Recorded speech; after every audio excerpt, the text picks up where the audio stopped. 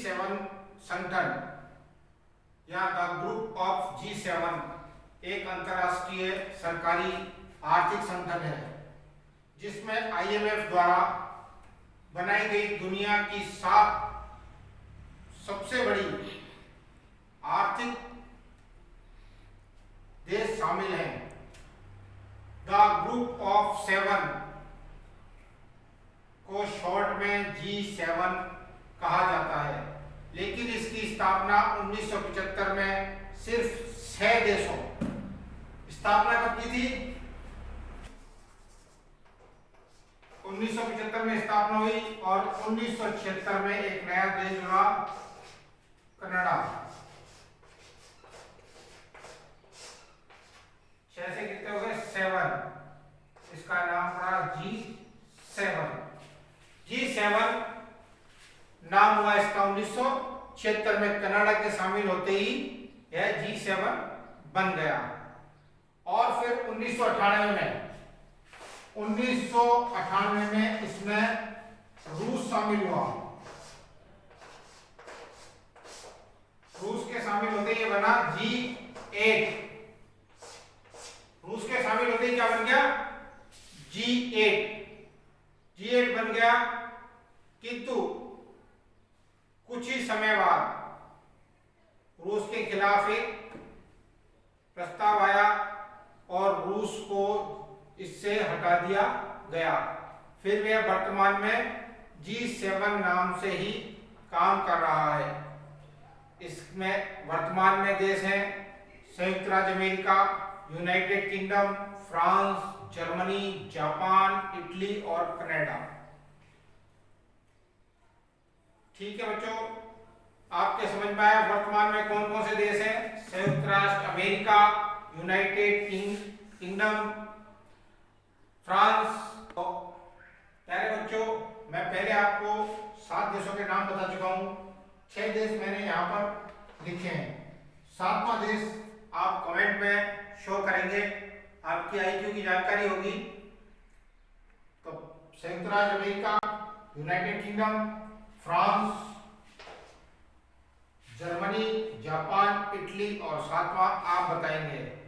अब इसके आगे 46वें G शिखर सम्मेलन का आयोजन वीडियो कॉन्फ्रेंसिंग के माध्यम से 10 जून से 12 जून तक आयोजित होना था, लेकिन अमेरिकी राष्ट्रपति डोनाल्ड ट्रंप ने वर्तमान में G7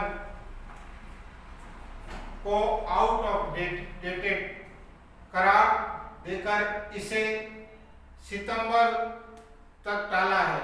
इस शिखर सम्मेलन के आयोजन को सितंबर तक टाल दिया है और उन्होंने कहा है कि यह संगठन ठीक तरह से विश्व के सभी देशों का प्रतिनिधित्व नहीं करता है, अर्थात इसमें और 4 देशों को सम्मिलित करने की बात उन्होंने कही है। वह 4 देश कौन से हैं? जिनको 4 देशों को और सम्मिलित करना चाह रहे हैं। G7 में 4 और जोड़ेंगे तो G11 करना चाह रहे हैं वो। तो इसमें हैं 4 देश हैं, भारत, ऑस्ट्रेलिया, रूस और दक्षिणी कोरिया। 4 देश कौन कौन से हैं? भारत, ऑस्ट्रेलिया, रूस और कोरिया को शामिल किया जाना चाहिए, यह राष्ट्रपति डोनाल्ड ट्रंप कह रहे हैं। अमेरिकी राष्ट्रपति ट्रंप और उनके अन्य सांसदों का मानना है कि यदि दक्षिण एशिया में चीन के बढ़ते प्रभाव को कम करना है तो फिर भारत को इस क्षेत्र में बड़ी शक्ति के रूप में तैयार करना होगा। रिपब्लिकन सीनेट जॉन कार्निन का मानना है कि यदि चीन की आधिपत्य वाली नीति को कमजोर करना है तो भारत को धनवान और शक्तिशाली बनाना होगा। भारत के G7 में सम्मिलित होने से क्या फायदे होंगे? अब देखो, सबसे बड़ी चीज है, हम हमारे देश के फायदे देखेंगे, हमारे बेनिफिट्स क्या हैं। Benefits of India from G70। हम G70 में जाते हैं तो हमारे क्या क्या फायदे होते हैं।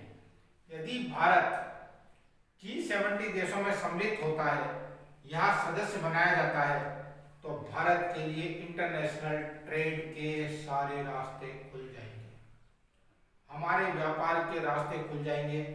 अच्छा, एक बात और है, अभी ब्रिटेन की अगुवाई में एक और नए संगठन की रचना की बात चल रही है, D10। एक संगठन और बनाने की बात चल रही है जो है D10। यह एक ऐसा संगठन है जो 5G टेक्नोलॉजी के विस्तार पर काम करेगा और इसमें चीन को सम्मिलित नहीं किया जाएगा।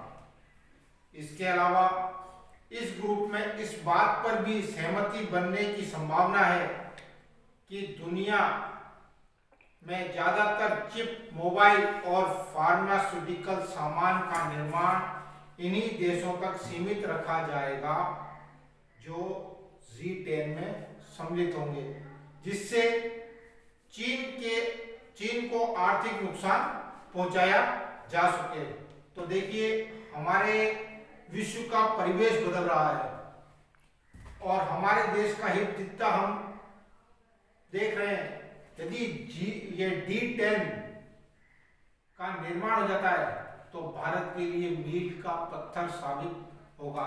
वर्तमान में भारत के प्रधानमंत्री के पास ऐसे कम ही मौके होते हैं, जो हमारे भारतीय प्रधानमंत्री हैं उनके पास ऐसे कम ही मौके होते हैं कि वे अमेरिकी राष्ट्रपति सहित विश्व के अन्य नेताओं से मुलाकात कर पाते हों।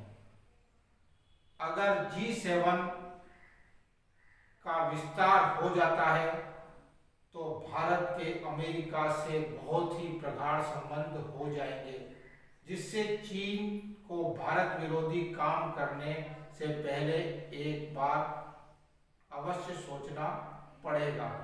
इस प्रकार स्पष्ट है कि यदि भारत G7 में सम्मिलित होता है तो बहुत अधिक फायदा भारत को होगा, बहुत अधिक फायदा भारत को होगा। हाँ तो प्यारे बच्चों, आज हमने पढ़ा G7। ऐसे ही अन्य कई संगठन हैं, आगे उनके बारे में भी आपको बताते रहेंगे। लेकिन इससे जो अगला चैप्टर हमारा रहेगा वह रहेगा भारतीय संविधान की प्रस्तावना क्या है। भारतीय संविधान की प्रस्तावना क्या है, अगला चैप्टर रहेगा। आप भी थोड़ा बहुत उसके बारे में पढ़ के रहें। और यह आपको G7 देशों के बारे में जो जानकारी दी गई है, यह टॉपिक आपको कैसा लगा, इस पर कमेंट अवश्य करें, अपने विचार लिखें, अपने विचार अवश्य लिखें।